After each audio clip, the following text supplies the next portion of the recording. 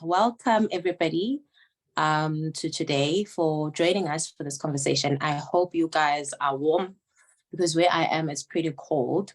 In my language, which is Setswana, when we welcome people into a space that is very important and we're going to chat and we're going to talk, we often say dinja di bofiwe, which means the dogs have been put away, so you are free to just be in the space. So I'm welcoming you with that. For those who are wondering, my name is Aopalelo Palaitile. I am a content creator and a mom blogger by the name of Feminist Mommy or Mommy Feminist. It just really depends on which social media network you're on. I'm also a 2021 Mamandla Fellow, and I'm a proud alumni of the Mamandla Fellowship. Today, we are launching a very important publication, the first of its kind, by Embrace the DGMT and Mamandla Fellows. I'm very excited to read the publication, first of all, but to also have this conversation before the publication is released. For those who may be wondering what Mamandla Fellowship is, it's a year-long fellowship by Embrace and DGMT. And essentially, for me, while I was there, I learned the importance of not only being an ambassador for Embrace, but also being a representative of the interest of mothers. So today is going to be jam-packed. We're not going to have a lot of breaks, but we're going to have a lot of conversations in between. If you want to be part of the conversation, please do write your questions on the chat, and there will be a question and answer session after every panel discussion. So to begin, I want to invite Rumbi Godima Gorgons. Rumbi, you must help me if I'm pronouncing your surname wrong. Rumbi is Embrace's operation manager, and we're going to talk a little bit about the PowerTrip, what it is, why it's here. Hi, Hao, and hello to everyone joining us. It's such a pleasure to be on this esteemed panel of incredible women, not least of all our amazing fellows, including Hao herself, who should know how to pronounce my name by now, because you were a fellow like 2 years ago, but I'm not gonna belabor the point. But thank you everyone for joining us and for showing interest in this fellowship. When it began, the team and I used to call it the little fellowship that could, because it began before COVID and before the seas of change that we've seen over the last 3 or 4 years. And if I think about why now, why 3 years in, why are we telling this story now through this particular cohort of fellows?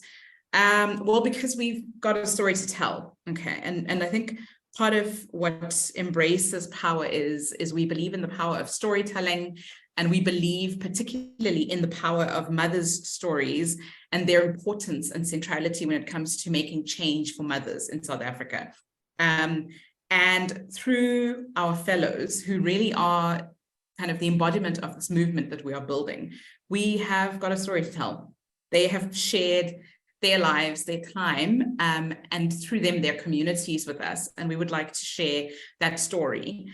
I also think we are at a particular point in our society where we are paying attention to women's stories. COVID showed us that women and mothers are often the most vulnerable and most underrepresented members of our society. And it's important that we listen to their stories. They are difficult stories. They're not comfortable, but we have to pay attention to them. And I also think we are at a moment coming out of COVID where we were all under enormous stress and under enormous kind of pressure to get things to a certain point so we could go back to the normal world. We are at a point now where we're now looking to proof our society from some of the holes that we knew were there, but that have just been stretched out and exaggerated by COVID. We're now looking to patch things up. And where do we invest to patch things up? And I think we invest our time, we invest our energy, we invest money in activism for mothers. And that's why we are telling this story at this particular moment. I couldn't be more excited to introduce you to not just these fellows, but the 3 successive cohorts of fellows who we've met over the years, and everything that they've taught us. Thank you so much, Rumbi. And I think for me, one of the things that Mamandla Fellow has taught me was not to just see motherhood as something I do at home, and to recognize myself as a political entity and as someone who contributes to the betterment of society. I think the question before I let you go would be, what do we do with these stories then? I guess we'll answer that question throughout the day as well. That is the Mamandla, that is the embrace story, is we hear these stories, we meet people where they are, and what do we do? And I'd like to throw that question out to the panelists and to the audience at large. We tell these stories not so that you can hear them, be impacted and walk away, but we tell these stories so that in the rooms of influence, your spheres of influence in which you are working, living, acting in any way, you keep mothers at the front of your mind. It's not a very difficult thing to do, but we know that it's made easier when you've come face to face with real stories. Yeah. Thank you so much, Rumbi. I cannot wait to read it, and I think everybody is waiting with bated breath to see these stories. I think storytelling is very impactful, and yeah, it's amazing that Embrace is doing this. So we're gonna now move to our first panel of the day. Conversation that I'm really, really excited about, and it's about what is the state of motherhood in South Africa.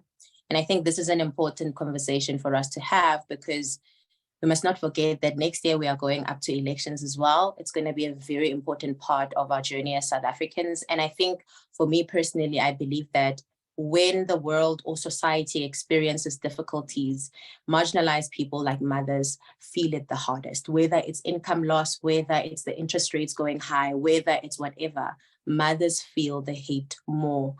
So I would like to introduce Julie, who is a movement leader at Embrace. She will be joined by Kinzi Radebe, who is an innovation director at DGMT.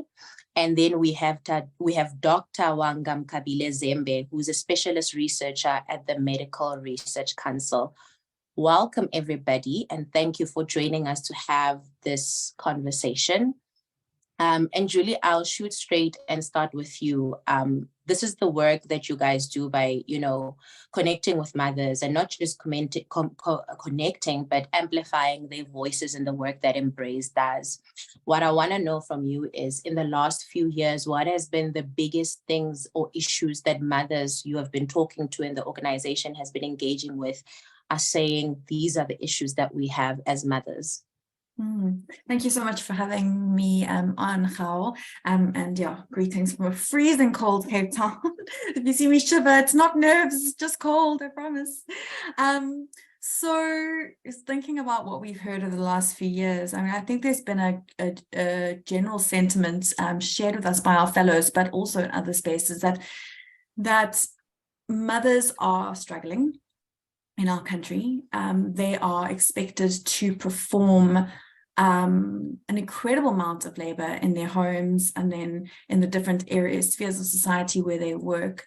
But the role of motherhood often has a lot of, moral input and lots of moral value judgment, but not a lot of support.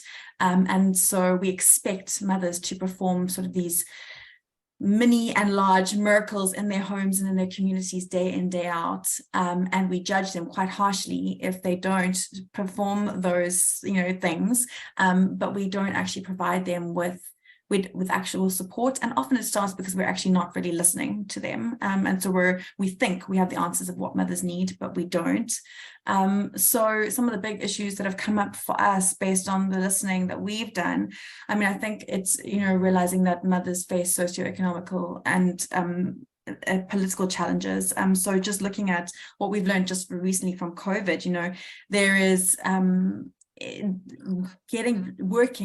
being able to be productive in the workforce, whether that's a formal economy or the informal economy, is a struggle. And mothers have to uphold you know, the kind of maintain the care and the sort of well-being of the members in their home, and yet re-entering the workforce specifically after COVID. And it wasn't easy before COVID, but it's definitely been harder. But after COVID has been incredibly difficult. And some of those reasons are because accessing safe childcare is expensive and difficult.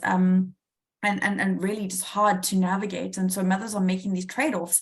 And we often speak about that, as I said, the moral judgments that mothers experience, but I think a lot of that's also internalized, you know, because you want to know that you feel super responsible for these children in your care, and you want them to go to spaces where they are safe, and to have to sit with that, you know, that decision. Am I going to put my child in a less than, you know, a less safe space I would be comfortable with, versus the decision to actually earn money to be able to support my children. So these trade-offs that mothers have to make daily, the sort of mental load of that is just exhaustive and just never ending. And then looking at healthcare spaces, you know, we sort of seem to lack what I would consider mother-centered healthcare spaces, specifically when mothers are seeking healthcare. So obviously looking in reproductive healthcare, looking at when women are pregnant, accessing even, you know, even prior to pregnancy, accessing sort of reproductive healthcare support, but then during the pregnancy journey and during birth, labor and beyond, really struggling to navigate a healthcare system that is often alienating, or quite alienating is maybe a polite way of putting it, sort of downright like unfair, unkind, lacking compassion and sensitivity toward them, and very difficult to navigate. And then of course the irony is when mothers are understandably fearful and traumatized from being in those spaces, and so therefore don't want to come. I mean, who wants to go to access a healthcare service where you are told fundamentally that your choices are poor and that you are being, you know, an irresponsible human being, and you're treated poorly? When they don't see, you know, when you choose not to access that healthcare, then you are shamed for it, you know, and you become a statistic. You know, we hear often, you know, we have a problem with women, you know, not seeking antenatal care prior to 20 weeks of pregnancy. And for me, I'm like, everything I hear, I mean, I think those who are able to navigate those systems, you know, deserve, I don't know, all the praises. I can't imagine, because why would you? And then I think then the lack of continued support for the ongoing challenges of motherhood that happen after the baby is born, whether that be mental health support or support in navigating social support services, you know, social protection services like the child support grant, how difficult that is for women. You know, it's something that by right you're entitled to. If you qualify for it, you should be able to access it with no shame and no red tape. But we know that's not the experience, because we know that uptake is poor in the first year of a child's life. And then I think fundamentally, just what I would say is we don't really acknowledge the value of care work. There's no monetary kind of compensation for all the kinds of ways that mothers are expected to show up for their children. And if you have young children, if you've ever raised young children, you know that is labor. It is hard work making those decisions, the mental decisions, the physical decisions, the actual being up all night, sleepless nights, thinking about their food, obviously food and nutrition. I mean, just the cost. I mean, I think just the sheer cost of existing in this world and in this country is a huge burden. That if you think about mothers being the providers in their families and having to make those things happen, it is, you know, we are putting mothers in a space where it's an impossible fight. It's an impossible fight to be able to provide the basic needs. And so mothers are again having to make these incredibly heartbreaking decisions and trying to feed their families nutritious meals, and knowing that is what mothers should ascribe to, but having no means to actually do that. So the mental toil of that has been felt and expressed by mothers, and we are trying really hard to listen and to kind of, as I said, amplify, give mothers a mic to say, you know, so for policymakers, those who are needing to those who have power in whatever sphere to make the change, to actually listen and to do so. Yeah. The more you talk, the more I want to ask you questions, but I'm so glad you mentioned the social grants thing, because people have this perception in South Africa that mothers can just access it like it's so simple. People just get pregnant to get it. But in actual fact, the reality is that it's very hard. I'm going to come back to you, Rumbi, and I would like to bring in Wanga and just go back to what Julie was talking about in terms of accessing healthcare. And we know that one of the biggest issues in South Africa is that we have the lowest breastfeeding rates. And I want to ask you if you can just, take us into your confidence and tell us what are some of the barriers that, restrict mothers from being able to breastfeed their children in a way that is healthy and that works for them. I mean, myself and other mothers can tell you how difficult this has been for us. It also adds to what Julie was talking about in terms of nutritional food. We all know that breastfeeding is good for children, but unfortunately, in South Africa, we rank really low. How did we get here, and what are the difficulties? Thank you so much. Thank you so much for having me here as part of this PowerTrip. I love what you call it, the PowerTrip. I think it's our power as women, as mothers, is definitely there, but rarely even acknowledged. So I just wanted to say as sort of an aside that I really like how the thoughtfulness of embrace in the language that's used, the let down, the PowerTrip, a lot of thought goes into these things, I can see.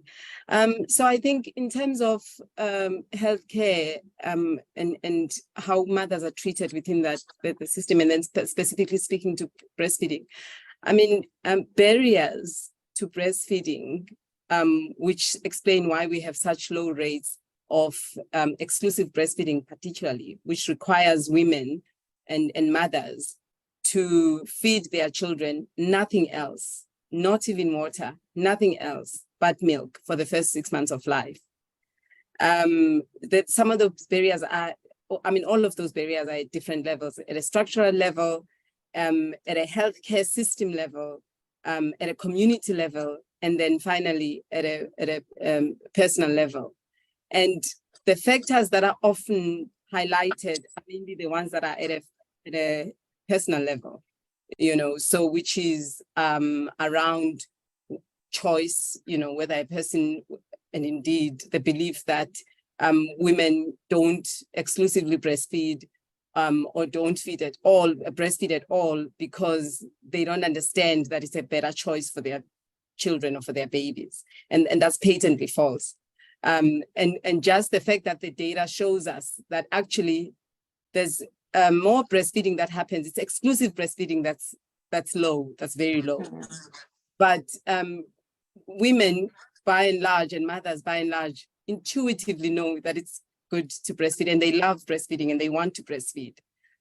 So it makes one clearly see and understand that there's something about exclusive breastfeeding, about the requirement for this baby to rely on nothing else but your body around the clock for nourishment and feeding, where you start to see barriers. And as I say, the ones at a personal level regarding choice, regarding the mother's own physical health, regarding the mother's own physiology, whether her breasts are able to produce milk, whether there are latching issues, whether she's able to initiate breastfeeding, whether she's able to continue it. Those are all individual level factors that will influence, and they're not small or something that should be dismissed. But far more importantly, it's the structural factors that speak and all of these other factors outside of the individual level ones do end up colliding and overlapping with the individual level factors, because they then influence the individual decision and choice and ability that the mother ends up being able to act out. So the structural factors will, first of all, impact on whether the mother who later on has to breastfeed, what her nutritional status is as an adolescent, long before she has children, long before she even thinks of having children. What that mother's nutritional status is in adolescence is already going to determine her child's nutritional journey once they are born. So that's an entirely structural factor. Does that young teenager, the adolescent, does she have access to nutritious, healthy, accessible food, and all the other factors that impact on nutrition, such as living conditions. Is she living in adequate housing where there isn't overcrowding, where she can practice, or her household and her own mother, her caregiver, can practice hygienic feeding practices? Does her own mother have a level of education that's required? These are all the other factors outside of feeding that impact on child nutrition. It's the mother's educational level. It's the living conditions in which she is in. It's then access to money to be able to afford. It's access to food. It's the food that's availed within the environment. So that teenager at that age, whether she has access to that already will determine whether she's going to have a successful journey of nourishing her child, breastfeeding and otherwise. And so then she falls pregnant. What's her health status in pregnancy? What's her nutritional status at pregnancy? Then what's her health status? How strong is her body? How nourished is she herself during pregnancy? What's her mental health status? How stressed is she? All of those factors are going to determine how that child is born and what sort of growth trajectory, child nutrition and growth trajectory that child is going to be on, the status of the mother. So that's in pregnancy. What services is she able to access? Does she have any money? Does she have any income? Does she have any access to food? When she interfaces with the healthcare system, with the primary healthcare system, the clinic, how is she treated? Which is on some of the issues that Julie was mentioning, that mother so mistreated that she avoids going there. So then she doesn't get the help that she needs. And then the child is born. So by the time the child is born and there's an attempt to latch them to the breast, so much else has happened or would have happened to predetermine that child's trajectory and that mother and child dyad, how that relationship is going to function as far as nutrition is concerned. And then of course, then the mother starts feeding. If she's employed,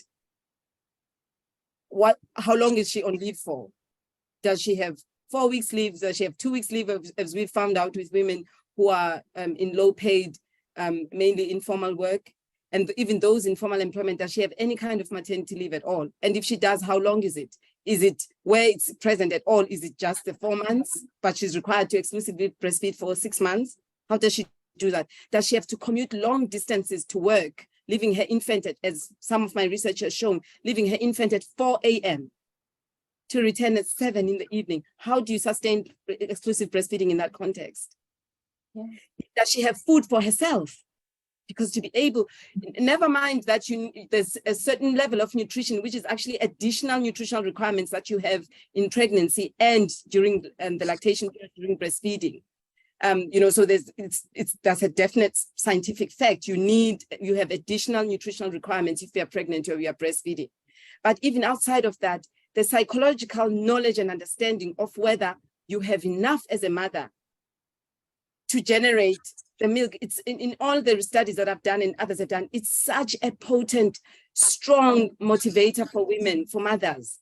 Then the understanding that she has enough in her body to sustain the infant. If she doesn't have that confidence because she knows that she hardly has enough food for herself and whoever else is in her life, i.e. all the children, already that hampers her confidence. And so the workplace that she goes to, is she able to express? It's extremely difficult to express even in the best of circumstances, especially if you're taking into consideration the long working hours that I'm talking about. If you're going to be away from home for 12 hours, even if you have office space or private space to express, it's still extremely, it's a very tall order. And I say this as someone who breastfed exclusively for 6 months, and the last 2 months were during a period when I was back at work. It's extremely difficult.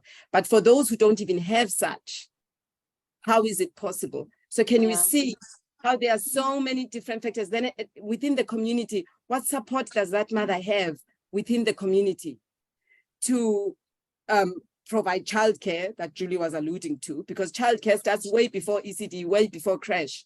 Who is she able to leave that infant with once she returns to work? If she's not at work and she's at home, does she have any form of support? Someone to help her look after that infant, someone to take care of her. There's something about giving birth where you feel so vulnerable right after giving. And for me, the biggest need that I had, I wanted to be nurtured. And isn't that the irony? Is that as you nature, in the fact that you've just given birth, is forcing you to nurture someone else. You're supposed to nurture this baby who is your entire world. But there's a desperate need for nurturing. And that's because nature acknowledges, never mind the enormous job you've just done in bringing a human being into the world, but the vulnerability that comes with this. And so does that woman have that form of support? If she does, what is her breastfeeding journey going to be? And so it's all of these factors, I think, that really explain why we have such low exclusive breastfeeding rates. Unless there's a radical change and shift in those factors outside of the individual level factors, unless there's a radical shift there, we're not going to see an increase in those rates anytime soon. Yeah. Thanks. Thank you so much, Dr. Wanga. I think for me, I was 2 years old when I found out that my breastfeeding journey has a lot to do with my whole journey as a human being. Like, I didn't know, and I'm a mother of 2. So you've given us so much. Thank you so much for that. Julie, I'm going to come back to you. We've just laid out some of the barriers. And I think when Dr. Wanga was talking about breastfeeding, and when you were talking about the challenges that mothers face, they sound and seem like the same things. Mm-hmm. I think my question for you is, how do we actually better support mothers? And I want to know, since Embrace is doing this work, are policymakers listening? How are they listening? How are they responding to this information? I also know that there used to be a publication by Save the Children that was called the Mother's Index. And apparently the last of that was in 2015, and we still don't have one. What do you make of the lack of prioritization of mothers worldwide, but also especially in this country? Yeah, thank you. And thank you, Wanga, for always crystallizing these thoughts and reminding me of why I love being able to do this work and why we have to all keep being able to do it. So I think, are policymakers listening?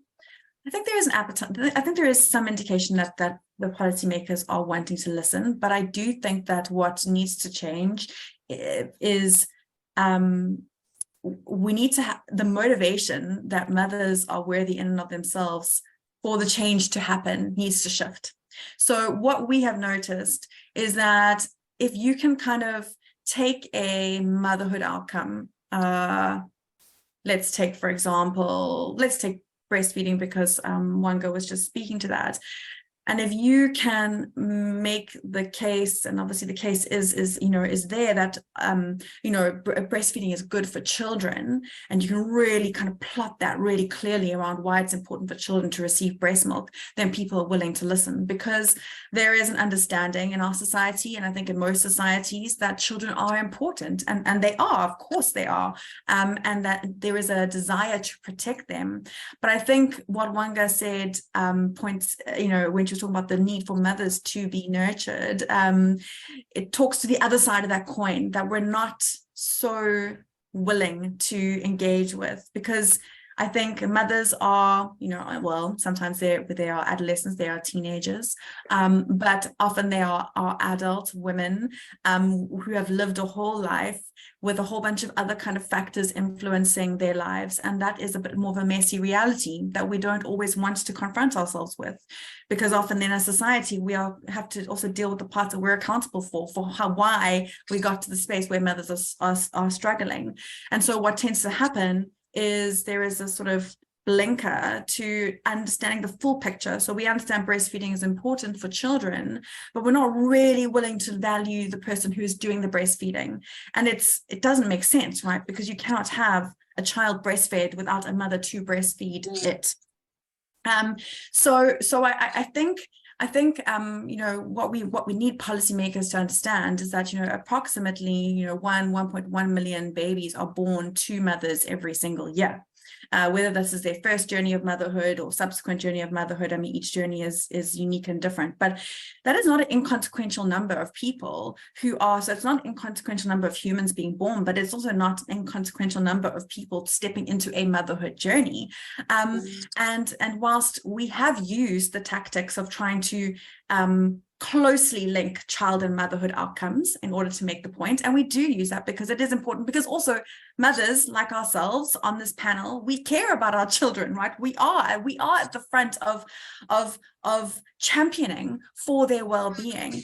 But we need to be able to say that in and of our own right, the million of us stepping into this journey every year, and then the many, many more who step into subsequent journeys or continue those journeys for the years to come, because obviously every year new challenges present itself, are also worthy of real political support, social support, and economic support. And so that is the kind of the sort of heart and mind shift that we absolutely need to have. And I think what we also need to understand is, you know, the chicken and egg argument, which is really that you're not going to get the egg, the baby, you know, without the chicken. And so I do apologize for reducing us to such sort of a crude analogy, but just bear with me, because I think sometimes we do think that these eggs fall from the sky. And what we don't understand is that, like, it actually, whether you come with a perspective of wanting to improve child outcomes, or whether you come from a perspective of wanting to improve maternal outcomes, or whether you got the whole picture, we do need to work together. There is an understanding of the importance of early child development, as there should be. Please, this is not, if anyone, you know, we're not trying to pit sides against arguments. We're actually all on the same page. What we're asking is that you just look at the full page. You look at the full page and consider all the human beings in this equation. And when we speak about mothers, that you value them as human beings worthy of our care and support. So there are many different sub-conversations and different stakeholders that need to take part in that. But I think that is what we are championing for as a movement, is that we're actually championing for the legitimate right of women to be considered in these conversations, because they do have a legitimate right. It's not rocket science to understand that, you know, to see with the mother in the mother-child space. But I will say it again and again until suddenly it shifts, that mothers are here. Please listen to us. We need to be considered in this conversation seriously. I love that you said that. One of the things I like to say, as I'm a content creator and when I'm engaging with brands, is I always tell them that you can book whoever you want to book in terms of things that are for children. But at the end of the day, I make the decisions of what is eaten in my house, where my kids sleep, what pajamas they wear, what toothpaste they use. So I'm a stakeholder in you trying to sell your products to the public. So you have to talk to me. So that reminded me of that. I would like to invite Genzi. We haven't forgotten about you. I hope you're ready. But essentially, I want to know, now that we're talking about policymakers and, you know, being heard because of what we are trying to raise, in terms of DGMT, you have embraced as one of your incubated projects, and Mamandla is sort of a flagship of that project. What I want to know from you is, what do you get from doing this, and how have you done this successfully? Because from my experience, the Mamandla Fellow has been quite effective in the work that we do. Thanks so much. It's just been so brilliant listening to Wanga and Julie. I was like copiously taking notes as they were speaking, because I was having so many aha moments. But I think maybe the 2 or 3 things that I want to latch on that I think are really important for this conversation is understanding the role that Embrace plays in the ecosystem.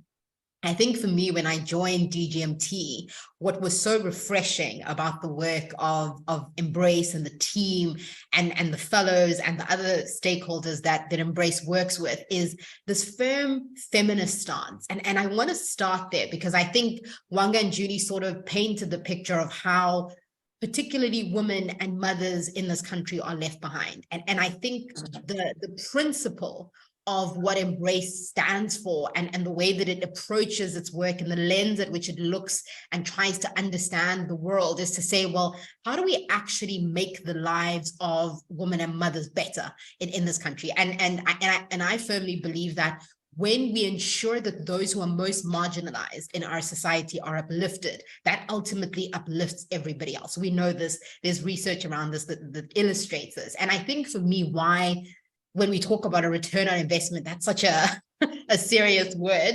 But the real way that I want to think about it is like the social benefit, right? Because if we understand and appreciate that the primary social institution in society is the household. We know that in South Africa, nearly 50% of households are headed by women. So that means that women and mothers are playing absolutely critical roles, not only in our households, but in our workplaces, in our communities, all across our society. So when I think about the work of Embrace, I think about how then do we ensure that the issues that are impacting these women and these mothers are actually put on the forefront. And I think for me, that's where the voice of Embrace becomes critical. So as DGMT, we see ourselves as a social and public innovator. So what that means is we're constantly trying to connect the dots within the ecosystem, so that we can create the kind of social change that can reduce the kinds of inequalities that we see in our country. We all know them. I mean, Julie set the scene quite well, talking about where we just came from during the pandemic. So these are things that we all know. But I think what we struggle with is translating some very positive policies that we have in this country to directly positively impacting the lives of women. So when I see and think about the work of Embrace, I see it as a critical piece of the puzzle alongside the other organizations that we have that are working towards reducing inequality. So maybe just to also zoom back for the audience to understand where Embrace fits into the other DGMT projects and ecosystem is we really see our role as thinking about how to ensure that we support individuals throughout their life course, or what we might call a whole society approach. So thinking about right before birth, accessing early education, going to school, succeeding in school, getting your matric certificate, and then ultimately being able to be connected as a young person to opportunity. And what we realize is that when people are not set up at the earliest stages of life for success, then the ripple effects of that, we see them in the education system, we see them in our dropout rate, we see them in our matric pass rate, but we also see them in our economic outcomes, right? So we know that despite the investments that we make in health, that we make in education, we're not reaping the kinds of rewards that we would like to see. So ultimately for us is really thinking about the role that mothers play in setting up children, but also society broadly for success. And then thinking about how then do we support them alongside that journey. And for me, Embrace is a brilliant example of what that can look like, and really emphasizing the voices of mothers. And I think for me, that's something that I had to come in with a lot of humility on.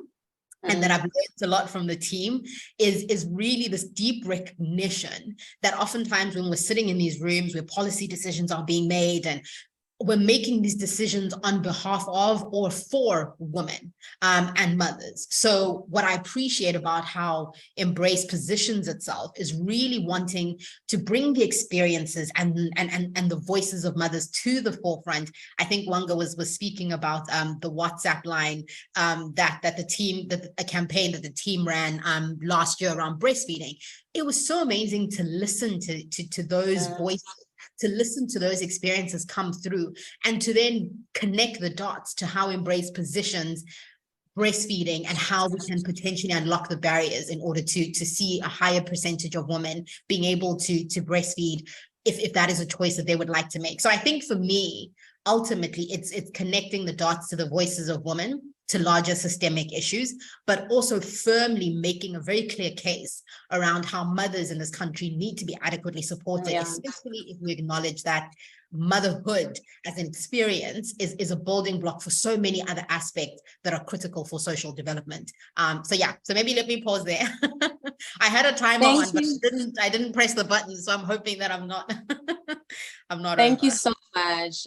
There are two quotes that I really love and I live by. One is by, I think it's Arundhati Roy, where she says, "There's no voiceless, there's only the deliberately silenced and preferably unheard."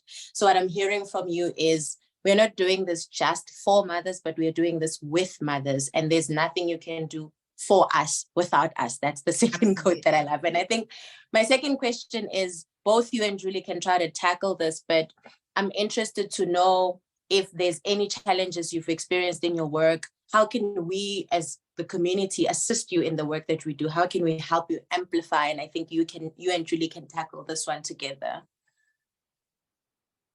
I'm happy to just kick us off. And I say, I think, we need those voices. We want to create platforms, and we want to get those platforms into as many corners of the country. No, it's not corners, but as many parts of the country as possible. And so when the call goes out for stories, you know, we're wanting that first quote that you said, how was so powerful. I mean, I think deliberately unheard is something that we want to break. So when we put the call out for your experiences of breastfeeding, your experiences of birth, your experience of returning to work after having a baby and navigating that, or trying to provide, you know, like for your family on whatever income you have, or accessing a child support grant, and whatever it is, that we want women to trust us to speak out and to share, which I think I say that it sounds simple. I understand that it's a very vulnerable, brave ask.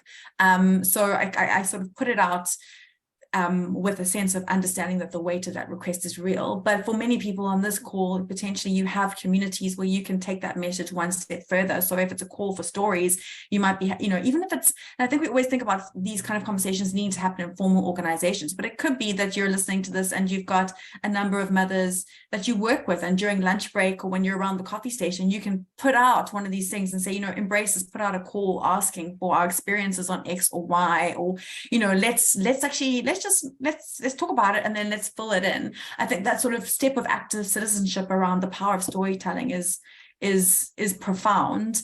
And I understand why there's not much trust around the fact that your stories will be heard. And so we're really trying to kind of work with communities of mothers so that they do feel that they're willing to share, and that we will listen and hold their stories with the tenderness and respect that they deserve. Which is something that we're constantly learning and trying to kind of perfect, so that we can be good amplifiers of the experiences of mothers across the country. So that's just one of the ways, just the top of my head now. Thank you so much, Julie. I'm going to go back to Genzi. I think it was sometimes last week or the week before, we had a mom who's very well known come out on Instagram talking about her mental health and how she's struggling. And one of the posts that she put up, which I thought was very important in terms of her identity, was she said, "What about my children?" And I think a lot of mothers struggle with mental health from postpartum to, I didn't even know that you can have postpartum depression for as long as 10 years. I had no idea. And I'm learning these things as I go. But I want to know from you, Genzi, what does community or fellowships like Mamandla do in order to support mothers when it comes to mental health? Because we know that in South Africa, we struggle the most, and the more things get bad, the more it becomes a problem, depression and mental health challenges. How do we support mothers better, and how has Mamandla and Embrace been doing it? So I think I'll speak about two things. And I think the one is just around raising awareness about mental health issues that impact mothers. And then I think it's just the work that Embrace does in working with other stakeholders to think about innovations or interventions that can reduce just the mental health pressures that mothers can be facing. So I think in South Africa, we know that about 1 in 3 women will face some kind of mental health care issue. And in addition to that, we know that like less than 25% of mothers will then receive treatment, those who actually seek it out, right? Because we know that it's either you're accessing the public healthcare system where there are long wait times. And at the same time, if you're trying to access the private healthcare system, it's very costly to do so. So there's very limited choices that you have if you're a mother in South Africa trying to deal with this or to find resources and support. But what we do know is that communities or networks where you can actually speak about where you're at, where there are open spaces to share your experiences, to share your feelings, are actually critical to at least feeling seen and feeling heard, even if it's not necessarily a mental health care service in the way that we think about it. And I think for me, that's where the role of networks, whether it's the fellowship, whether it's the online engagement that Embrace engages in or explores with women, I think for me, that's critical because we have to reduce the stigma around mental health. And I think oftentimes times, even just to be able to take that first step to access or to seek out help, is to actually understand that, oh, I'm not the only one who's experiencing this. And I think some of the challenges that we've had in this country is a lot of programming that is geared towards mothers often prioritizes, if, for example, we're talking about children, prioritizes children or a mother's role and not necessarily the mother herself. I think Wanga said it first. She said, women want to be nurtured, right? Or I want to be nurtured. And I think for me, the network and the opportunity that it presents is a space for that. You know, I attended some Mamandla sessions last year, and it was so amazing to spend 3 days with women just talking about their experiences, their hopes, their dreams. And it was just such a refreshing space to be in. And I think we need more of those spaces for women, not necessarily because we're trying to reach a particular kind of outcome or shift outcomes for children, but purely because those spaces are needed by women. I think for me, that is absolutely critical. And then I think the second piece of that puzzle then is making the connection to say, well, what can we do to reduce the stresses and strains that either drive or increase the risk of experiencing mental health care? I think we've spoken extensively about the levels of inequality in this country. Research shows us that the more you're likely to experience economic stresses, the more you are likely to experience mental health care challenges. There was a great report where Embrace, in partnership with Grow Great, released looking at the co-care support voucher program that was launched during the pandemic, that illustrated that by reducing economic pressures, by providing women with income support, that actually allowed them to reduce some of the strains and pressures that they would have in another context would not have had an opportunity to experience. So I think for me then, the work of Embrace becomes so much more critical. And I'm thinking here about some of the advocacy campaigns for a maternity support grant, income support for women, so that women are firmly in a position to access the resources that will make their lives easier. You know, whether this is, you know, access to breastfeeding support at work or access to the UIF in a much shorter time than the current, you know, long waiting periods that we have. It's then making that connection to say, if we're able to do these are the positive outcomes for women and for mothers. So I think for me, those are the two pieces. It's the awareness piece, reducing the stigma, but also then leveraging that to make very real policy shifts and changes, not just for a small number of women, but for women across the country. I love that you said that, because I think for me, the first one, which is connectedness, is so helpful, knowing that other people are going through this and you're not alone. But secondly, once you're a parent, the minute you can't feed your child, you feel like a failure. You don't think of the system. You don't think of inequality. You don't think of how bad things are in the country. You think, me personally, as how I'm a failure. Like, there's nothing I can do right. And I think that's also what leads to depression and feeling like, you know, having an issue with self-worth issues. I'm going to bring back Dr. Wanga, and I think we've spoken a lot about what we can do, how we can do this, the program, and what Embrace is doing. And one of the things that Julie said was, you know, we can't do for mothers without mothers. And how do you, and I think you alluded to this, Dr. Wanga, when you were speaking about breastfeeding, about how we assume that women don't know, women don't want to, but how do we begin to assist mothers or be part of the problem and treating them as people who have agency and have solutions? Is this an easy thing to do? How do we go about that?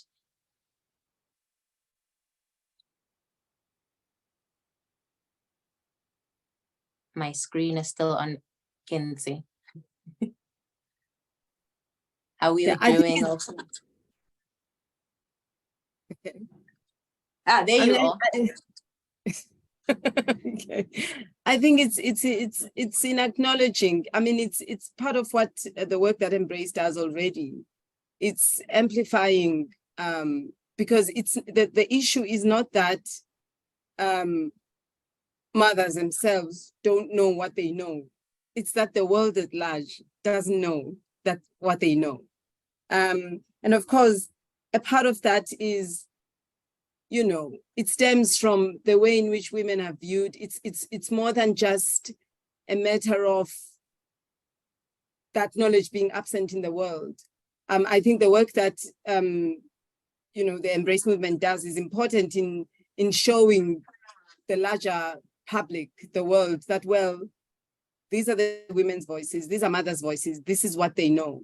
But really, it's about, it requires a mind shift. And the mind shift, unfortunately, has to happen at all levels, in the minds of policymakers, politicians, practitioners in the space, healthcare workers, so at every level within the system, we require people who enter that space with the absolute knowledge and assurance that women and mothers have agency over their own lives, that they are full, dignified human beings who are worthy of respect, who should be treated with respect and honor, that the default position should be the assumption that they know what the best thing to do for their children is, that they have the best interest, because that's where it starts, right? It's not knowing,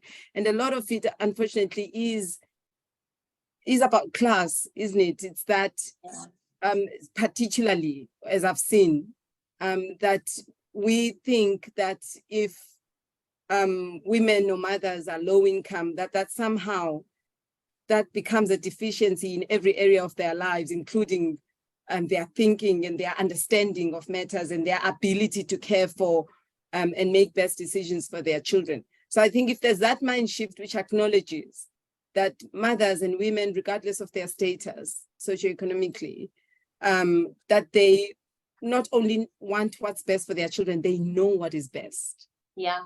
They know what is best. And so when we bring them on board, when we amplify their voices, we do so because we know that they are the ones who hold the knowledge and the keys to resolving a lot of these issues. They are the ones who have the answers for how to resolve the breastfeeding situation that we have. So if we start there as a starting point, and I mean, my own research has been so instructive, just over and over again, showing me how powerfully mothers, and then particularly low-income mothers, are in articulating their life situations, and in knowing exactly who's responsible for what. So for instance, so I've had a study where mothers were telling me, I even have a paper titled that, I know what I should feed my child. It's not that I don't know. These are the factors that make it impossible for me to feed them what I should. And there was patent anger from some of those mothers in that study about why would the government continue to push down nutrition messaging that they know we can't implement because we don't have the resources for it. What's that about? And I found that righteous anger so powerful. So there are women are key stakeholders, and mothers in particular. And then, as I say, low-income mothers, it does not take away their voice. Poverty doesn't take away one's voice or one's ability to know best how to manage one's own life. And so if we say more of that and we put it out there more, if we involve it and include it in our training, in our curriculum for health workers, for social support workers, social services at SASA, for policymakers, if that becomes part of the formal training, understanding, within the entire ecosystem of people who support mothers, if we have that as part of our training, actually, I think that would go some ways. Yeah, I absolutely love that. Thank you so much to our first panel. I see Rumbi has been answering questions. Do we have any more questions, Nguli, that the panel should answer, or are we sorted? I think Rumbi has answered the majority of them, but I can just read them out and see if the panelists have any more inputs. So the first one is, has anyone made the economic argument in figures for the worth of investing in mothers? So making the economic case for the prioritization of mothers. The second one is, as an aunt or mamngani, what can I do to put pressure on policymakers? And then the third one is around valuing feeding and nutrition. So it says, I'll read it out. Do we value the feeding and nurturing we give our children being more valuable than anything else we can give them? And I think that was related to breastfeeding.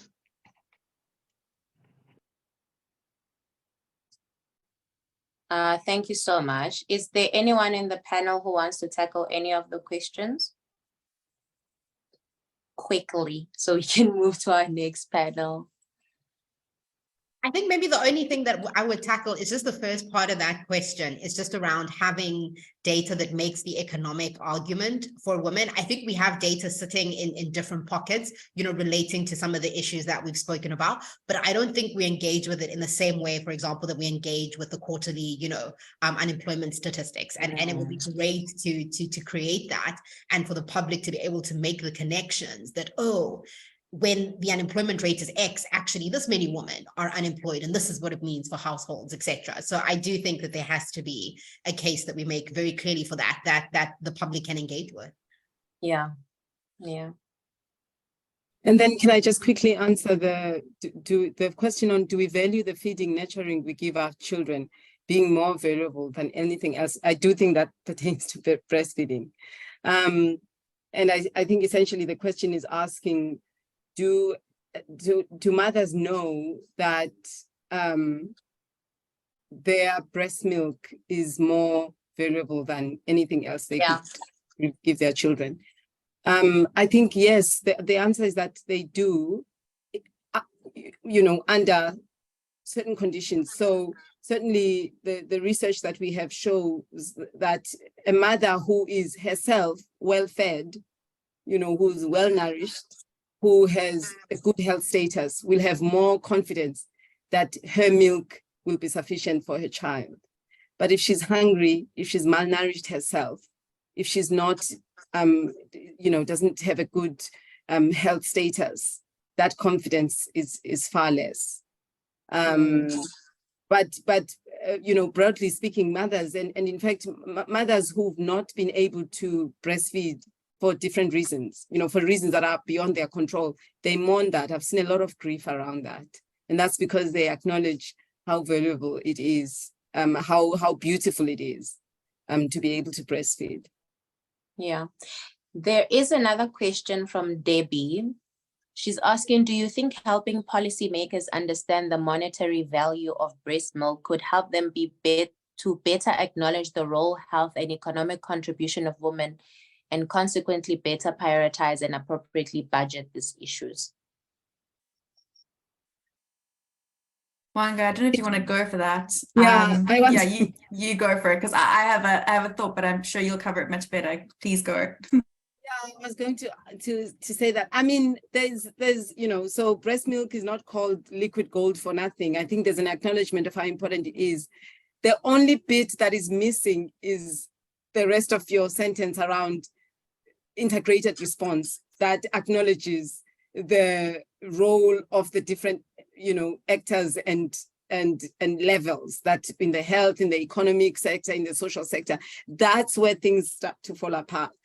And so the understanding that of the monetary value of breastfeeding and of breast milk and how great it is, what it ends up being reduced to is, in terms of a response, is therefore get women to breastfeed, get mothers to breastfeed, just get them to do it. They must just do it. They must get on with it. And completely ignores the enabling factors that need to be in place for that to happen, you know, which are in all those three levels that you pointed out: the economic, the health, the social levels. So, so if we don't have an integrated response and a comprehensive understanding and response to the problem, we can't then solve it. Yeah. And Absolutely. we run, just to add on to that, if I may, and we run the risk of almost further commodifying, you know, both breast milk and mothers as just a means to an end. Because, so I mean, I think we've all seen those posters around, you know, the value of breast milk properties versus the value of you know, formula, and it's quite, you know, so exactly what Wanga was saying, it tends to happen is then, okay, well, therefore the answer is that you must just obviously breastfeed. And I think trying to have I think what Debbie's asking is not just in terms of nutritional value, but actual monetary value. But I do think then it would be easier to potentially just see the breast milk as separate to the actual person who still has to do it at great cost to themselves. Which is exactly what's happening, Julie. It is that Exactly, it's yes. seen actually is separate from the person who has to do it. Yeah. Awesome. Thank you so much to Dr. Wanga, Kinsi, and Julie. We really appreciate your contribution. I definitely learned a lot, and I think everybody else did. We are going to go to our second panel. I'm a bit biased because I'm an alumni. So I'm going to be introducing to you Ngubeko Shezi and Lyndall Moodley. I love their bios, so I'm going to read them out because they're just beautiful. Lyndall is a decorated entrepreneur and the owner of South Africa's #1 online maternity store, which is called Hannah Grace. Lyndall has been recognized as one of KwaZulu-Natal's top business women and was a runner-up in the local KZN Top Business Awards in the innovation category. She is, or they are part of the 2022 Mandla Fellow. And then Ngubeko holds a Master's of Law degree from Wits University and has experience working with various civil society organizations such as the Center for Applied Legal Studies, the Foundation for Human Rights, and the Socioeconomic Rights Institute of South Africa, just to name a few. Welcome. Thank you so much for coming on here. I'm tempted to say, how was your fellowship compared to mine? But that's not what we're here for. So I'm going to start with Ngubeko. In the publication which you are part of, you speak about having started antenatal classes for mothers. Some of your mothers are from, not so affluent communities, and some are from affluent communities. And I think that tells us a story about how motherhood is such an identity that we can all sort of identify with despite our economic circumstances. And I just want to know from you, how has that journey been for you, and why is it so important to connect mothers despite, the class issue that Dr. Wanga was talking about? Okay. Thank you so much, Howard, for the very amazing introduction, and good afternoon to everyone who joined us today. So, as you already said as well, I think we are diverse, of course, meaning that we come from different backgrounds. Socially, economically, we are different, but I think we are united in the motherhood with regard to our experiences as well. So I think in the space that I am at, which is hosting mothers through antenatal as well as postnatal, we actually find a common ground, which is motherhood. Our experiences are the same. We share experiences. And with mostly what the first panel discussed is really what is the core of my antenatal classes. Mental health is like up there, and breastfeeding is one of the most important things that we discuss in our classes. So it does not matter where you are coming from in the space of the world. Your experiences are not determined by the background that you are coming from, either economically as well as socially, okay?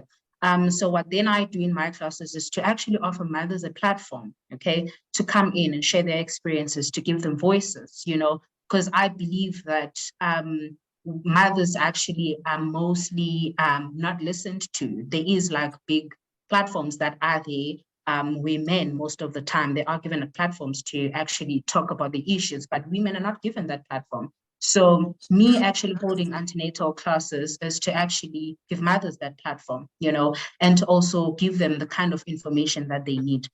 So for instance, coming to breastfeeding, most mothers actually just know that by virtue of the fact that they fell pregnant, then they can automatically just be able to breastfeed. And I think you did touch on that, how they do not actually know the underlying breastfeeding barriers that are out there. So me actually taking that information to Hillbrow mothers, to mothers in deep rural areas, even from my hometown when I'm coming from in KZN and in Ganja, it was actually like they shocked that, oh, I actually thought that breastfeeding is just easy. I can just wake up and do it, So giving them that kind of information, it actually also gives them the voice, gives them a safe space. And it also just proves that, oh, okay, I'm not a bad mom, I'm a good mom. And I feel like it's very important that big platforms, even the government itself, consider such spaces that you offer mothers and actually make sure that it is well integrated and things like that.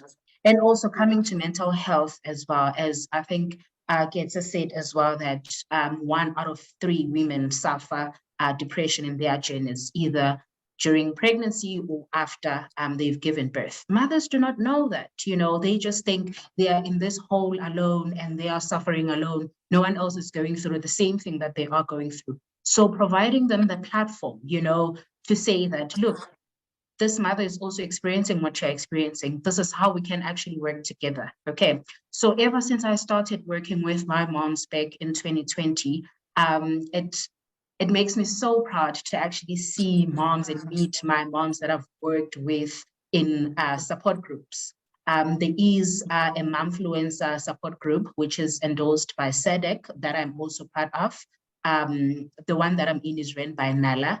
And it's always very lovely to bump into moms that I've actually been in sessions with. And I actually build a plant. I actually, plant a seed.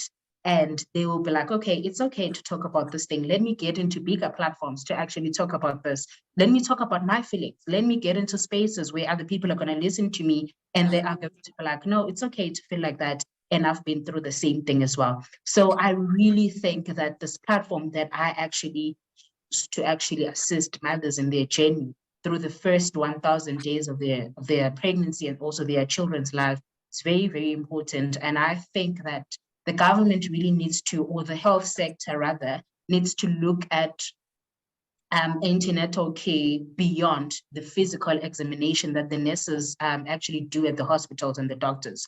They actually need to integrate mothers into a system that also caters to their mental health and also like intense antenatal classes, not just going in for 20 minutes, checking, the medical checkups, and that's that. There is more underlying factors that are actually supposed to be looked at into.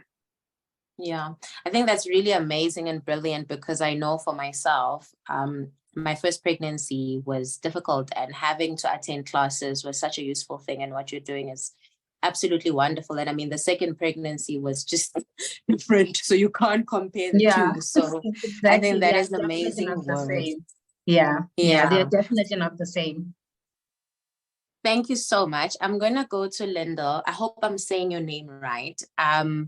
You tell us in the publication that you believe that every woman has a skill that she can use to make an income, and you personally feel called to work with younger mothers. I know for me, those are the mothers that are forgotten the most or left behind. I was a young mom and often quite criticized and made to feel like I don't know what I'm doing.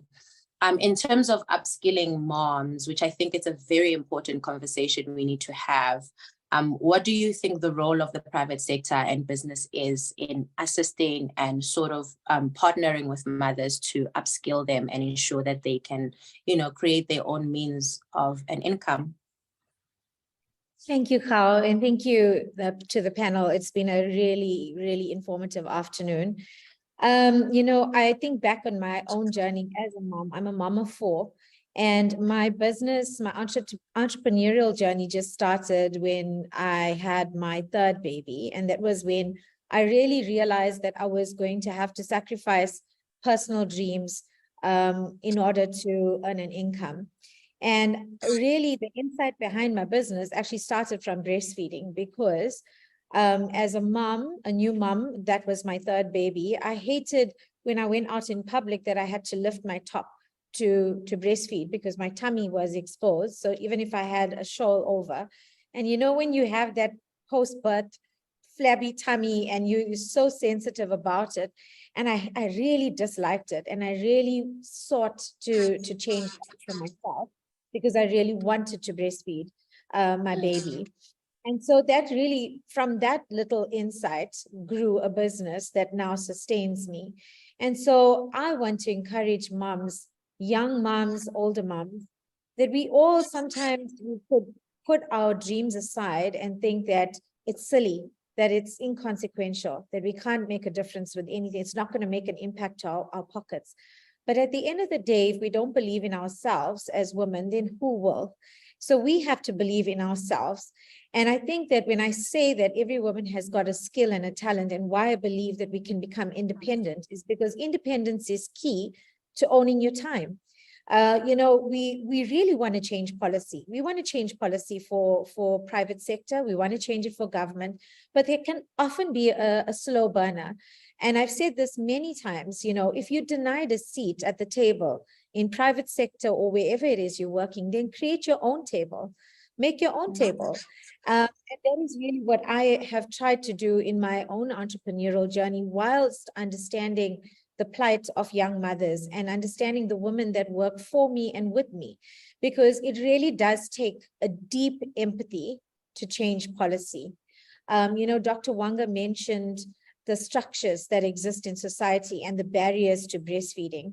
Now, if I had to take that to a practical level within the textile industry, which is the industry within which I operate, you basically get an 8-hour day and you're allowed a half an hour break for every 4 hours that you work. So that's an hour for 8 hours. Now, how do you get the time and the energy to pump as well as eat and go to the loo and do all the things, answer your phone, do all the things that you need to do in half an hour for every 4 hours? By that time, you're actually engorged and you're miserable.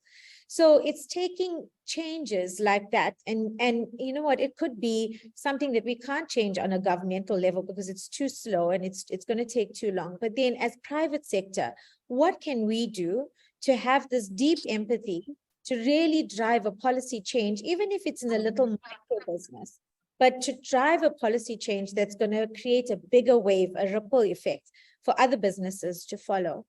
And then, when I look at engagement, I look at engagement with mothers across the board. When I was in private corporate, I know a lot of the times the idea was to create a creche, like one of the ideas was to create a creche at the office. And for me personally, that wouldn't work because I've got 4 kids. Can you imagine? I would never get any work done if I had to visit that creche. So one kind of answer is not the right answer for every mom. We really have to actively engage and key enough to engage moms individually. Why do we love employing women? Because women are excellent multitaskers. We can do everything and anything at one time. We are excellent multitaskers. That's our God-given gift. And if you employ women with the right work ethic, you probably need half the workforce that you think you need, because they're able to operate their households and they're able to, why do we do these things? Because we have to put bread on the table. We have to put food on the table. There's that level of accountability. And then, I think lastly is just for us to be flexible. As a private sector, we have to be flexible. When we look at all the things that have hit us, I mean, in KZN, it was not just COVID, it was flooding, it was riots. And now we've only come into our full load shedding schedule, which hit us last Thursday, and that's been like a gobsmack. But be flexible, because we have to now change the way in which we do things. And it takes that engagement that I spoke of for us to understand that a mom is now not going to be able to drop her child at work and get to the office at the time that she needs to be, because creche only opens at a certain time. And, be flexible. Let's create working structures where moms can then say, okay, can I work from home? And I'm saying, yes, I trust you enough. You've got the right work ethic. You've got your deliverables, go for it. So really for me, it's those 3 key factors that I feel the private sector could really come on board, even starting at a micro level to start to make a difference. Yeah, I absolutely love that. I loved what you said as well about being flexible, because I found that working from home works better for me, because I then have to fetch my kids, come back, I have to cook, but I'm actually more productive during the day when I'm at home, instead of having to go to the office, worry about load shedding and traffic, and then get home. So yeah, I guess I understand what you're saying, and I think that's very important. Lastly, before we go, can you tell us, what has it meant for you to be part of this publication? I'll throw it the same to you, Lyndall. And why should we read it? Why should we care? Almost started speaking with my mic off. Really, to me, I even said it when we were told that it's available. I did say it makes me very emotional. Having been a mother who was clueless, did not know what is happening about anything, then in a space of 5 years to be in a publication so big, where everyone out there is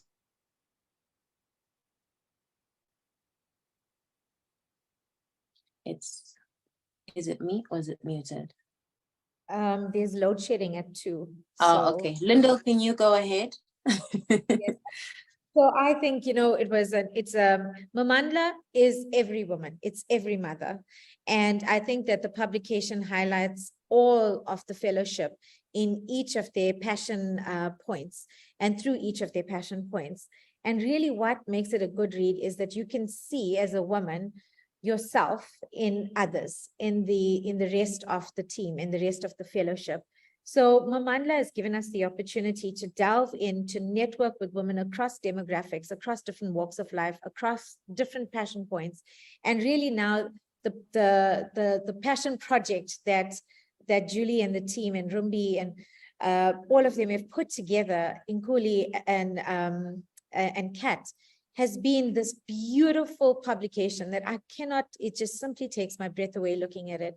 It is such an awesome experience and feeling to be appreciated outside of your immediate circle. Yeah, I love it. I agree with Ngubeko as well and yourself that it gets me emotional as well. Ngulu, do we have any questions in the chat for this panel or should we move ahead?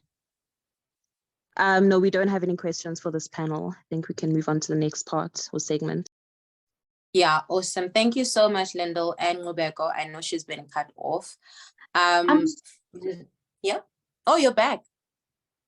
How long was I cut off? We don't know. You can finish off your sentence before we But go ahead. which last part did you guys hear? I think I moved my feet and my Ethernet just, I don't know. You were saying it's an emotional thing for you? Yes. So I was just saying that it just does not speak to me also personally as a mother. It also speaks to the community that I was born in and also the community that I've actually built for myself, the community that I've made. And that is the women that I actually get to meet in every day.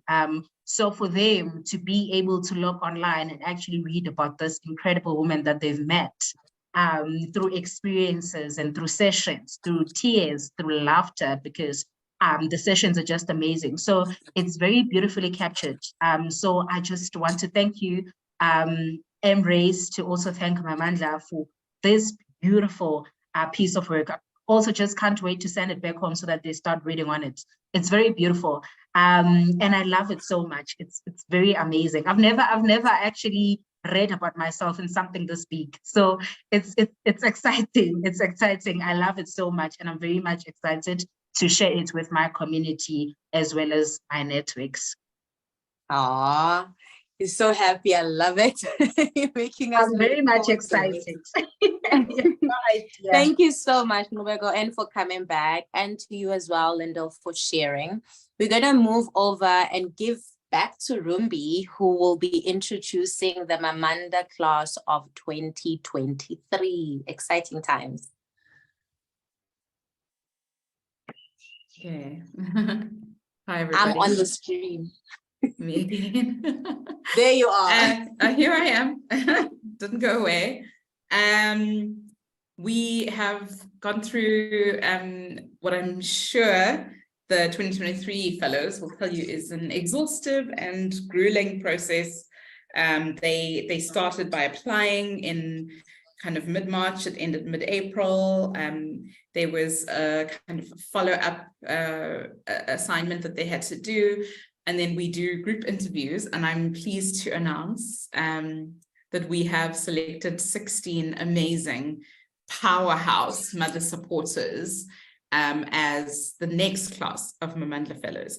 And just to give you a sense of the caliber of the kinds of people who we have in the fellowship and why we are so keen to show them to you. I'm going to read a quote from one of the new fellows. She doesn't know I'm doing this, so I'm going to keep her anonymous. But she wrote, we asked them to kind of tell us a little bit about themselves because they are bios that we submit on our website and in kind of documentation where we submit information about them. And she is a single mother. And she says, while the support available to me has been amazing as I've progressed on this journey, I've noticed how lonely and disempowering it can be. Frequently, the gritty, unpretty side of motherhood is overlooked. I want women to know that they have the right to question at every stage of motherhood, that they have a voice and that it deserves to be heard. The less isolated we feel, the more we can harness strength in unity and empowering each other. Wow. So that's just a taste of how amazing these women are. And I would like to invite our tech assistant who's behind the scenes to roll the tape so you can have a look at our fellows. So Kashifa, whenever you're ready.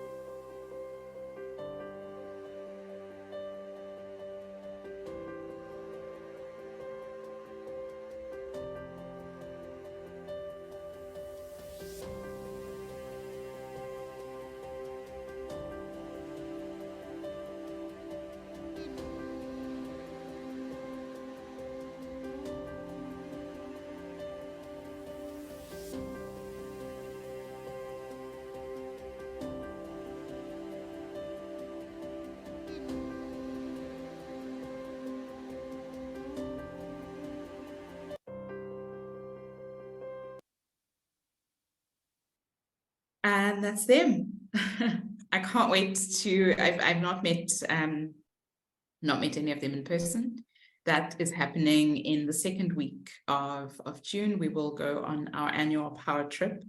And I'm very excited to meet them. Some of them are here in attendance, How. I'm not entirely sure if it's possible, Kashifa, to get them to wave. Is that possible or not? Because it's a wave webinar. or raise their hands. Or raise their hands. Raise your hands. There we go. Hello. Hello. There's Rolene. Kefilwe is here. Bulanle was here earlier, but maybe she had to go. Yeah. All right. I'm incredibly excited to share the PowerTrip with you. It's available on our website. If you go to www.embrace.org.za/Mamandla, you will see links to download the publication and read it. You can also, I see Nkuli has put a link in the chat. She's put a direct link. If you click that link, it will directly take you to the actual document and you can download it. I don't know if I'm missing anything. No, you're good. Thank you so much. Thank you so Thanks, much, Ruby. We are at the end of our session and I am feeling so sad. This has been amazing, and welcome to the class of 2023. I can't wait to see some of the work you're going to do and support you through it. I'm sure we all can't wait. This is an amazing journey that you will go on to. I'm going to invite Julie to give us some pearls of wisdom and closing remarks before we can say goodbye. I don't know. I feel all the pearls have already been have been given by all the panelists. But I think maybe just the call to action is exactly what Rumbi has already said, is to click, read the publication, and maybe just commit to sharing it with just one mother that you think could be encouraged by reading stories that probably have many of the themes that she will resonate with. I think there's a lot of power in being seen, in your story resonating with others, and the publication offers that. So share it, use it as a conversation, to have other conversations about the things that matters to mothers. Use it as a way to sort of have a look at your own ecosystem, your own communities. How are you working to support mothers in your workplace, in your family, in your community, in your church, wherever it is that you engage with mothers, and let the publication be your guide. So we would love it if you would download, read those stories, let us know what you think. We really do value feedback. Yeah, my last word would be to say thank you so much to all the fellows who bravely shared their stories so that we can have these important conversations. Yeah. Thank you so much, Julie, and thanks to the team at Embrace and DGMT and everybody else who's been here. Thank you for trusting me to take you through this as well. I'm really grateful. I want to remind you of the quote I said earlier when you go and read this book. It's by Arundhati Roy, and it says, there is no such thing as the voiceless. There's only the deliberately unheard or the preferably unheard, something like that. I'm paraphrasing. Let us make sure that moms are not deliberately unheard, that women are not preferably unheard, by raising their voices and amplifying this publication and making sure that we support the work that is done by Embrace, DGMT, and the Mamandla Fellows. Thank you, everybody. Have a great Tuesday ahead.